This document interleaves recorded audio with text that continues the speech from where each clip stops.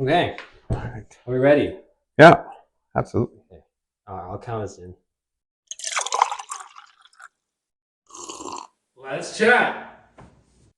Hey guys, welcome to another episode of Between Each Sip. It has been quite a while, I want to say, since the last episode. It's I don't know how long actually. been months. I think Months, yeah, probably half a year, at if least, not yeah. if not longer. Yeah, Yeah. but we're back. I am joined by my other business partner AJ, who's first time here, I guess, on camera. Yep. The other business partner, Ian, he decided to go on vacation without telling Oh, us. where'd he go? Did you know he's on vacation? No, I did not. No. Yeah, there you go. See, that's the sort of Where'd he go? inner organization communication that we have is at that level. So no, he went to Portugal with his family Wow. on a cruise That's a for destination. like It's two good. and a half weeks, I think. Damn. Yeah. Must be nice. So AJ is here to help film, and Yeah. he's never been on, so Never. and he's a, don't tell him I said this, somewhat interesting chat. So I think we can have some decent discussions and whatnot. Yep. Shall be. But before we start, it is between each sip. So what shall we sip on? Let's start with the weeded. The weeded. I think the rye is better to start with. So we have in front of us a Woodford Kentucky Straight Rye Whiskey and a Woodford Kentucky Straight Wheat Whiskey. I have been really into Woodford recently. Recently, in the past year, or almost 2 years. It's always been on our roster, though, I think. Yeah, but I think before the LCBO only had like the double oaked and the regular Woodford. And then in the past couple of years, they started bringing this stuff, right? The different expressions. The different expressions. So I think that's when I really got into it. So I mean, sure, let's start with the weeded. Sure, sounds good. Why not? Here, I will pour for us. Always to hear that nice cork pop at the end of the day. Thank you, sir. Is that a hefty pour? That's a decent pour. Do you have something to do after? Actually, you do, because you've always got something to do, because you've got 2 kids to. That's true. There's never a dull moment.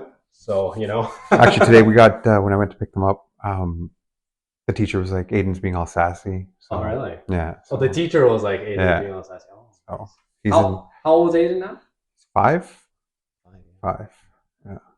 It's a lot of work. Yeah. I can imagine. Hey, cheers, man. Cheers. Welcome to the Thank you. Between Each Sip. Yeah, I haven't, that's so good. It just smells amazing, doesn't it? When it hits your lips, it's so good. The American whiskey, to me, the sweetness and the dessertiness of it, paired with because they're all aged in virgin oaks, right? It's just got that, especially Woodford. I think especially got the that weeded really nice wood barrel taste. Agreed. The weeded has a bit more of that spiciness, though. Yeah, it has a bit more of a kick, right? The pepperiness as well. Yeah. Not like the what is it? The blue bottle. The straight malt. Yeah. That one, no, straight American whiskey. Yeah, American whiskey. Yeah. That one has that scones note, right? Yeah, that one's a bit more yeasty. That one's almost because it's made of barley, right? Yeah. Instead of wheat and stuff. Oh, magical though. Yeah. But Woodford, what I love about Woodford is that they always have a consistent. I talked about this with a few friends the other day. You know how like BMW, older BMW, not the new crazy ugly stuff. They all had this consistent design language, the angel eyes and the kidney grill, and they apply it to the whole range. So even without the badge, you can tell like, oh, that's a BMW. Well, now they have those split. Yeah. But what I'm saying is like, an Audi, Mercedes, they all have that design language that spreads across the whole range. Brand identity. Exactly. Yeah. What I love about Woodford is that they have that, but with a flavor. Right. And that flavor can be picked up in all of their whiskeys, regardless of, if it's a special edition or if it's their more run-of-the-mill day-to-day expressions. Yep. That's what I love about it. And, talking with AJ about branding, because he's our design guy that we work with. And I always, in terms of watches, right? Like I've always talked about how I love a small brand having a unique look that spreads out the whole brand. I think that Yeah. same concept kind Like of a applies consistent identity, the right? consistent identity. Yeah. And you know, whenever we design a brand Hmm. or whatever, we try to, you know, have that same sort of style apply throughout the whole that consistency Right. spread across the, you know, whether it's communications through marketing or Hmm. the logo itself or the website or Well, because it's so whatever it may important, be. right? I mean, it's kind of central. That's how you get recognition. Because Yeah, if you look this way one day and then that way another day, then who knows who you are, yeah, right? exactly. Yeah, Yeah. that it's one of the ways to keep that consistent messaging for their Hmm. clientele, right? Agreed. Yeah. But anyways, we'll get into that a little Yeah. later or another But episode. that's, I mean, that, like you said, that's also why it's been figuring. So even before all the different expressions, we always had a bottle of Woodford in both of the bars, right? Yeah, yeah, There yeah, was yeah, always one there. So, yeah. The double well, oak is amazing, mm-hmm. and the regular, even The just the Werther's regular original. Werther's original. Yeah, Yeah. exactly. Yeah, yeah. Yeah. So AJ, why don't we? You know, Ian did it. Well, when Ian and I did our first episode, Yeah. we kind of had a sharing of the stories of how we met and things like that. Okay. So why don't we talk a little bit more about how we met? Because it's embarrassing. So no, because I didn't lose to a mini. It's not. Okay, Yeah. listen. You tell your side of the story, and I'll tell you my side of the story. I was picking up a kid from daycare. Okay. It's not. It's not race time. What? Okay, all right. School day in the Yes. afternoon, Yeah. right? Yeah. You just picked up your kid. Correct. Yeah. And little context, we still go to the same mechanic, Mm-hmm. who's a good friend of ours. Shout out to Performance Boutique. We actually work with Peter at PV and other Mm-hmm. guys at PV on you know, marketing and on other stuff. But you know, that's later on. But anyways, Yeah. in the beginning, we went to the same mechanic, and both of our cars had the Performance Boutique sticker Right. on the window, right? Yeah. Because that adds, you know, at least 10 to maybe 15 horsepower. At least. At At least. least, It's yeah. the first modification. Yeah, yeah, Mm-hmm. yeah, yeah. Stickers, very important. Mm-hmm. So one afternoon, I pull up to a red light and I see a gray, space gray Mm-hmm. E92 335i Right. sitting at the red light. Mm-hmm. So far, so good. Yeah, So far, so and good. he's got really dark tinted windows, so I don't know who's in it Mm-hmm. or what. Or if there's a child in it, maybe, Or if there's a or if child in it's it. or But there's the car traffic, is so low, you don't or if expect there's it to be a traffic. child car, right? Yeah. Anyways, I was like, oh, this nice, this nice. And then at the time, I had my Cooper S, 2017 Cooper S, with an exhaust Mm-hmm. because you know that's another at least 35 to Yeah. 50 Easy. horsepower, right? Easy. Yeah. Yeah. So you know, I was running pretty good Mm-hmm. and feeling confident. And you know, it was my first manual car. I had it for a while, and I was like, I'm ready to launch this thing on the red light. And I see Peter's sticker, Performance Boutique sticker, on this guy's car, and I rev at him. Right? I think I read that at the light. You claim you did, but I didn't hear it because I was dealing with a child. So. Okay. Yeah. All right, cool. Excuses. Yeah. There's no way he didn't hear that car. That car was loud. Well. And then light goes green, Mm-hmm. and I send it. Yes, you sent it. I sent it. Yeah. And you sent it as well. No, I didn't. I advanced from the red in an orderly fashion. Claims that he didn't send it. I know he sent it because I heard tires. No, what happened? What? Get out. What happened was the not straight pipe, not decatted exhaust made a lot of noise. So you thought I sent it. Sure. That's what happened. Sure. Yeah. So I beat him, Well, and immediately I call Peter. you won in a race that you were alone in, though. No. It's easy to get first place if you're the only one racing. It takes two. All right, it takes two. So I call Peter for many things, but in this case, you know. Anyways, I call Peter and immediately tell him that he should do a better job at modifying his clients' cars. Because I just gapped an E90. Yeah. I just gapped the E92 in my Mini, my stock Mini Cooper S, and I think he called you as well. Immediately. Right. And shamed me. Shamed you for having lost to a Mini. Correct. Yeah. Mm-hmm. And fast forward half a year. Right. We were at our mechanic's birthday party and hanging out. Yeah, we're having a few drinks. There's a lot of people, or we don't know who's who. We've never met. and then we start chatting, and well, Peter introduces us, and we start chatting, and I was like, oh, how do you know Peter? He's like, oh, through cars. Mm-hmm. I was like, oh, me too. I think you asked me what car I drove. No, you asked me because that's where the recognition came. So you said, Okay. what do you drive? And I said, a space gray E92. Yeah. To which you replied, oh, you're the guy I meet. Yeah, exactly. Just like that. Yeah. Yeah. And that's how we met. Yeah. That's how we met, and that's how we bonded. Yeah. Over very legal. Yes, completely. We were in Mexico, by the way. Mm-hmm. This was in Mexico. So. Correct. I picked up my child in Mexico, and then that's right. Yes. Right downtown Mexico. Yeah. Anyways, that's how we met. So kind of a fun story. I mean, I think it's crazy because cars and watches bring people together. Mm-hmm. Like, it's Yuan Fen, right? Yuan Fen, yeah, exactly. Yeah, it's destiny, right? It was meant to be. Yeah. But and here we are. Yeah. After however many, it's been 7 years now. Wow. Yeah, I can't. You're old. It's been good Lord. Has it been that long? I've aged well. Huh? You've aged well. Yes. Yeah. Yeah, it's been quite a ride. Yeah. Absolutely. Yeah. Yeah. So I mean, other than cars, so actually, why don't you talk a little bit about your E92 while we're here on the topic? Well, what about it though? I think that like we met over cars. Yeah. And then I don't know if anybody knows this, but you're kind of into watches. I think that's a little bit. Just a little bit. Yeah. And then we went out for coffee, and then you're like, oh, hey, I like watches. And I was like, watches are cool, I guess. And then you kind of rubbed it off, and then I kind of got, I wouldn't say into watches, but I think, I gained a new appreciation for them, right? You've at least started to notice them. Correct, yeah. Right. Yeah. So what are you wearing on the wrist today? I got, actually, and this is another one of those things, right? I mean, I've got my Seiko Alpinist, the SARB 17. 017. Yeah, I memorized that reference number just for this.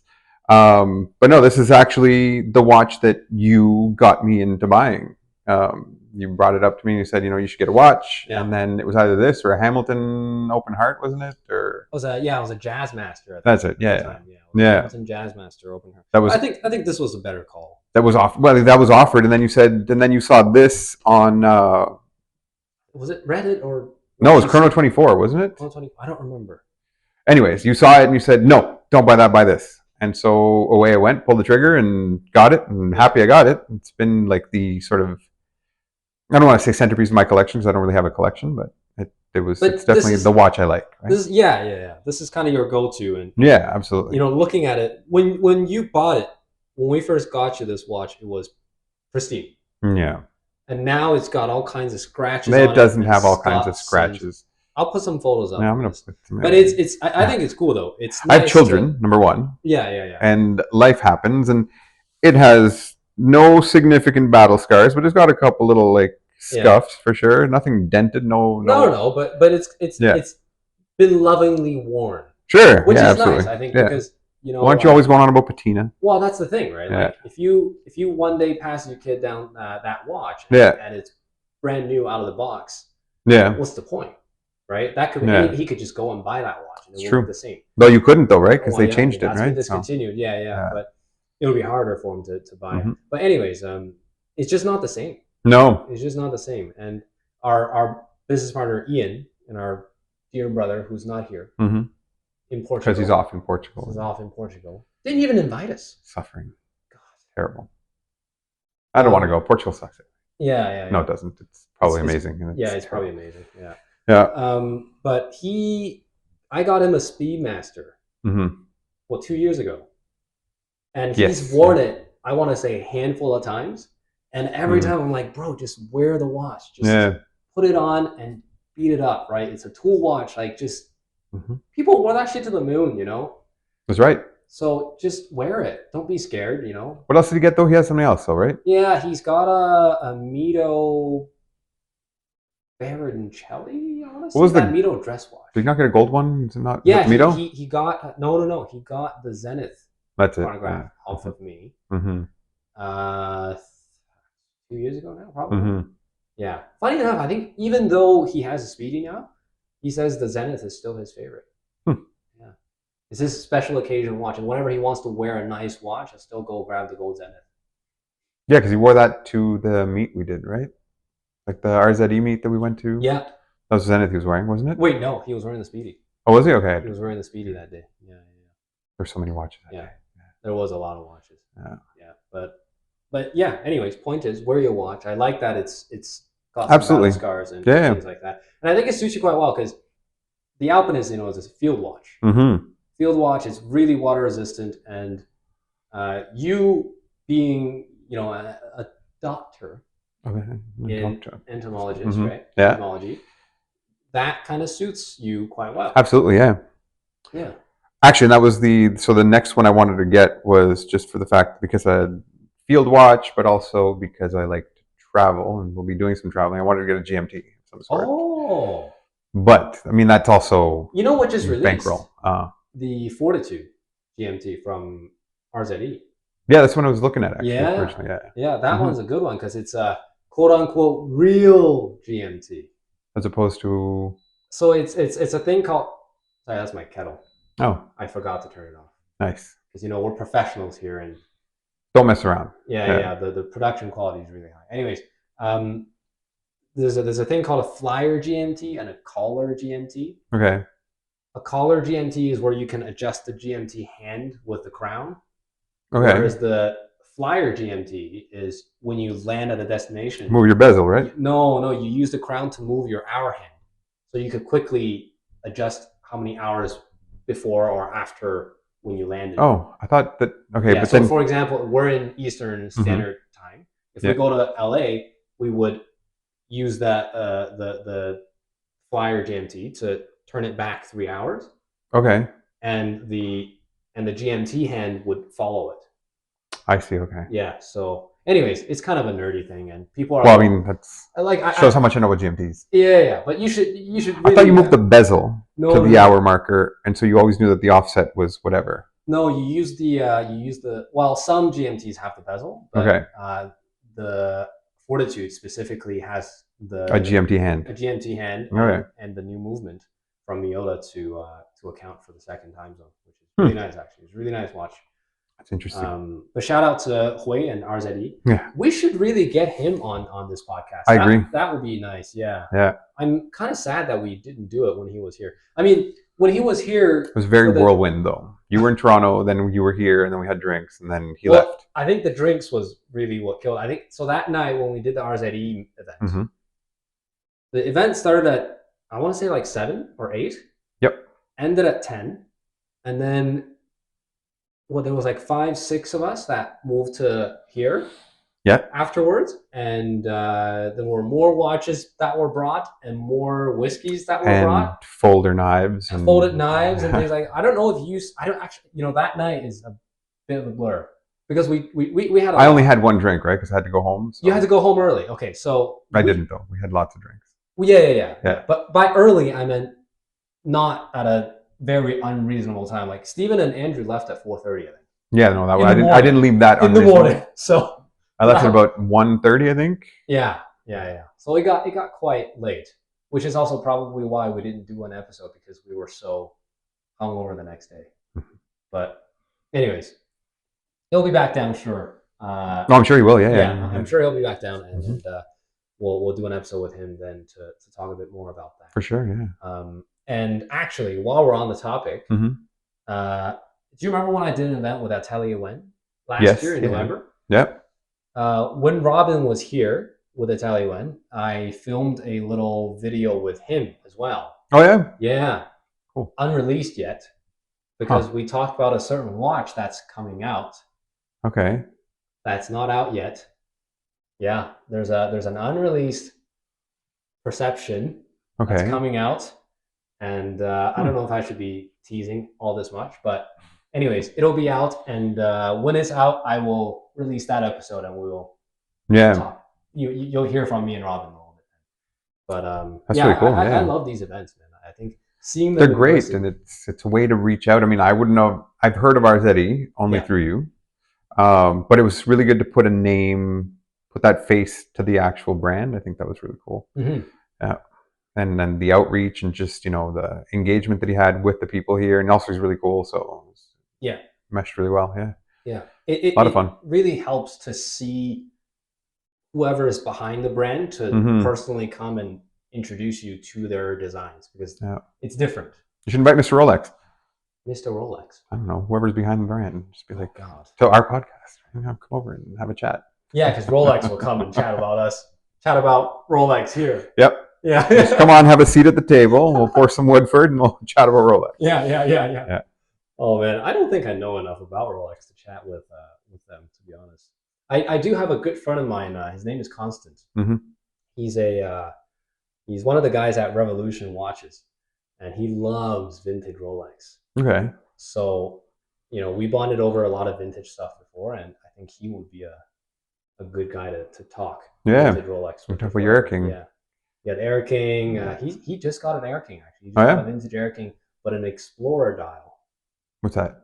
So it has the, you know, the 936 style Explorer 1. No. Oh, anyways, you know what we should do? We should do a watch noob and I agree. Yeah, absolutely. Watch quote unquote pro or enthusiast. Veteran enthusiast. Yeah. We should do an episode like that. I agree. Just rate different watches. Yeah. And just talk about them. And just see what appeals to each class of collectors. Yeah. The non-collector or the noob collector, and then the people that are more into it, right? Yeah.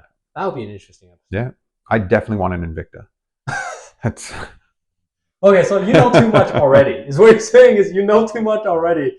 So we can't have you on that episode. No, but I think, you know, you know, like I said, you know enough to notice, but not enough to like. But I think that is what a watch noob is, because if somebody doesn't know, then maybe it's just not. That what are they going to say though? Yeah, right? That's true. If you don't know at all, you can't really have any perspective on it, right? No. So I think that makes a lot of sense. I think it'd be really interesting. Actually, even to get Ian in on that conversation too would be good, because he has. Yeah. He has more expensive, but he's still kind of like, you know. Yeah, he's pretty new as well. Yeah, he's still pretty new as well. Cool. Interesting. Cool. Yeah. Nice. Cool, man. Yeah, absolutely. But so tell me what your thought on electric cars. Wow, we're jumping right into this. Just dive headlong into it. Yeah. Electric cars. So what did you see? Because I'll be honest, I haven't read very much about it. Okay. I know what I know from a little bit from the media, from, you know, my perspective as a car enthusiast, my perspective as a biologist and whatever. Like there are certain pros and cons, but But okay, so I think if we're going to talk about electric cars, that's going to be. So where do we even start? Because I think maybe we should start at what cars mean to us before we start talking about electric cars, right? Because we have to give context. Sure. Right. So cars, to me, they've always been my biggest hobby. Even careful. I know, but I drink with my watch friends, and sometimes the question of if you could only keep one hobby, what would it be? Comes up. Whiskey, watches, cars. To me, if I could only keep one, I think I would keep cars. Because you get a clock on the dashboard, right? You don't need a watch. Yeah, I can get an IWC with an AMG. Right? Yeah. No, but I think cars, to me, offers a sense of quote unquote escape that other hobbies don't offer. Right. Because it's such a tangible hobby, right? Like, and to me, it's very sentimental. Like when I was a kid, my grandpa used to, I grew up in China, right? So we didn't have a lot of cars, but if I did well in school, they have a lot now. They have a lot now, yeah. But if I did well in school, this was like late 90s, early 2000s. He would bring me, we would go for a walk, and then I would like look at cars on the street that just passed by, and I would name them all, you know. And at the time, it was like Volkswagen Sentanas, Audi Lada? 2000s. No Ladas. I don't think we had Ladas. Biatti? Jettas? No Biatti. Not yet. Not yet. Those are much later. Yeah. But anyways, all I have to say, like, cars to me has always been pretty big in my life. Yeah. I know you're a car guy as well. Plus, it's a more adrenalizing experice, right? Like, I mean, you can't. That's kind of hyperbole to say, but you can't drive a watch. You can't drive a watch, and you know, as nice as watches are, and I think watches and cars are, they're similar, but also very different. Right? Wearing a watch like I don't want to say it doesn't give you the same experience, but Mm. it like it certainly makes me feel a different way depending on the watch that I have on. Hmm. But so do cars, and I don't know. I think I'm just more sentimentally attached to cars. I think that's why I would pick cars over watches. But cars are also more functional too, right? So you have a Yeah, watch and it tells you the time, sure, whatever. And you can be a watch enthusiast and yeah, really want to get that watch. But at the end of the day, it's an even more luxury class asset than the car is, right? Because the car will yeah, get you from point A to point B. yeah, Whether or not you spent, 10,000 or 100,000, it doesn't, that car might still yeah. mean something to you and it might But get you same could be said for watches, though, right? You have like because it'll time you to get on the bus. your $100 Timex versus They both your complete the same function though. yeah, but so do cars, right? Get you But they're from not point A to getting B. you. The watch is not going to get you from point A to point B. You're not going to go pick up groceries on your Right, watch, but that's not the function of the watch, right? The function of the watch is to tell the time, right? So it'll time which you for the train, fundamentally, the bus, whatever, and then sure, you can yeah, go get your groceries with it. yeah, but Yeah, fundamentally it's the same. sure. But anyways, so for me, especially for me, I think, and this is where you and I differ, is I love vintage cars. I love old cars. I love cars that aren't perfect. Right. Hence why I love BMW, because I love God problems. knows they're not perfect. God. Yeah. So You know what's funny is that if it doesn't matter if it's vintage or if it's brand new, the BMW will find a way. that's true. You have both, and they will find a way. They will find a way. Yeah. Yeah. But Which so actually segues into like the one of the aspects of electric cars that I don't appreciate is the computers. You can't get a car from a computer maker, and you can't be building in so many automations into your car because eventually it ceases to become a car, and it becomes well, my experience with the BMW unit not recognizing the key, right? yeah, And then suddenly you realize that having a shifter lock on your actual shifter yeah, is so important yeah. because in order to unlock the shifter, I would have to get under the car with an Yeah, Allen there's a key, screw. Yeah, yeah, and unscrew it. But I mean, yeah, come on, really? yeah. It's pretty wild. It's pretty wild. Yeah. Um, yeah, I mean, but getting back to electric cars, I think for me, electric car has never really gotten my attention. The same way that something On-demand like acceleration, a no? V8 M3. Yeah, absolutely. I mean, speed wise, they're always quick, but is that the only factor that really matters, though, No, and to actually, I you? didn't. So again, we're kind of all over the board, I guess, with the subject. But the experience we had while we were doing the car thing, Yeah, and you got the Tesla, and you said you were like, you're going to let me drive it and whatever. But then didn't work out, so I didn't drive it that time. And after you drove it, you were like, nah, I'm not really keen on it. yeah, I continued with this enthusiasm to drive it. yeah, Fast forward 6 months, and remember, I bought one from the dealership. yeah. The experience like from top to bottom was not great. Mhm. I'm not here to disparage Tesla at all. It's Yeah. just it was what it was. Well, you're just speaking to your experience. Yeah, and I get in the car and I start driving, and that was the most lackluster experience I think I've ever had in a car. And Mhm. like I would rather drive like a '92 Civic Yeah, and just rip around and feel like you're going really fast, even though you might not be. yeah. Um, Rather than this, I mean, like you get in and you Is hammer it? the throttle and away you go, but what are you feeling? There's no feedback. Well, that's There's the no thing. It's a bit soulless, correct. Yeah, that's how I right? felt. It's a Yeah, bit soulless, and and gimmicky. it's a bit too appliancey to me. And the interior was not. I mean, again, to my experience, the interior was not what you're paying for, right? Yeah, Um, I mean, half the stuff in there. When he said, like, this is like $5,000 worth of material from AliExpress. yeah, That's what you feel like when you sit down in it. It's yeah, just like it's not. And yeah. so the price tag, everything, it just But didn't okay, match. but let's get back to electric cars, not from an experience Hmm. perspective, but The from fundamentals, the right? fundamentals, right? Yeah. So we have all these media telling us to switch to electric, right? Hmm. It's better for the environment, things like that. So I really didn't believe it. Okay. I What really part? didn't believe it. And not because, I don't believe the mass media. That's a whole other conversation. It's But another it's a episode, right? whole other episode. Yeah. But I think for me, it just didn't seem feasible. Like, how can all of us switching to electric cars really make a difference on carbon emissions? Because Okay. so I did some research into this, and transportation as a whole, right? That's private car owners and commercial trucks Mm-hmm. and things like that, transportation as a whole takes up about 14% of global CO2 emissions, greenhouse gas Okay. emissions, right? And that's everything included. Now, private transportation takes about 7% of that. So about So private half. transportation in terms of just cars and trucks, or Privately private, owned cars and trucks. not the people flying in private jets to No, we're talking about Davos and cars. whatnot. We're Okay. only talking about cars. We're talking about cars only, and Mm-hmm. 7% of that global group Yeah.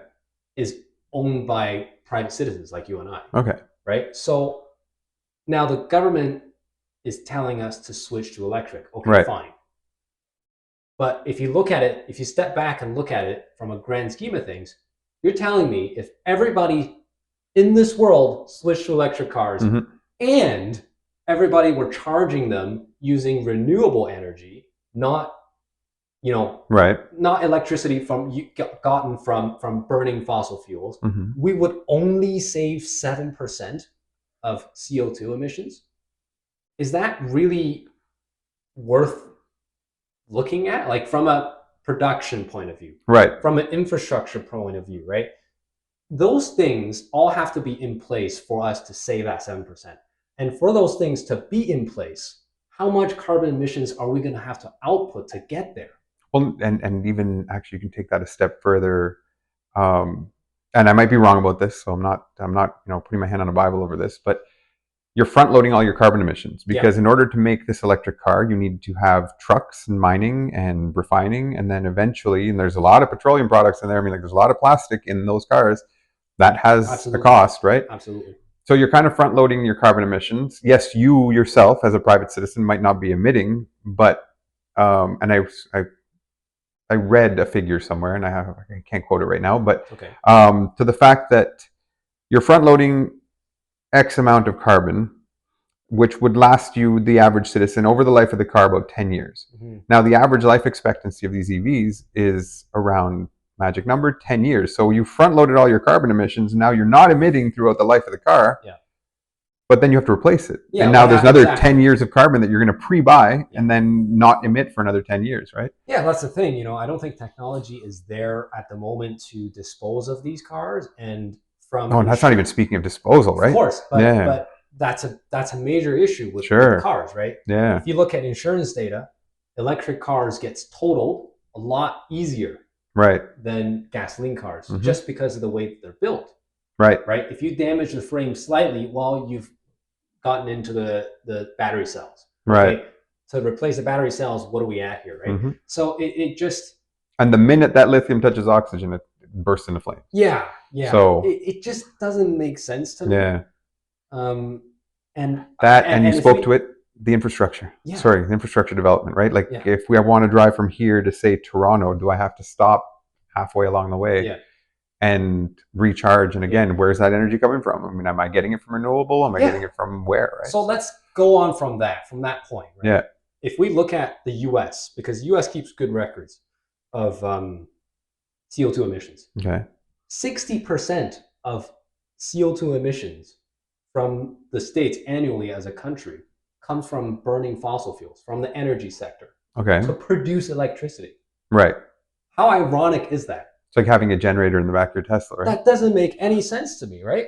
And if you compare that figure to the EU as a whole, EU as a whole, that's 26 countries, produces less CO2 annually than all of the United States. Right. So what is the point? What is the point of saving these 7%? And what is the point of actually, we can't even save these 7% to begin with. It's not feasible. So...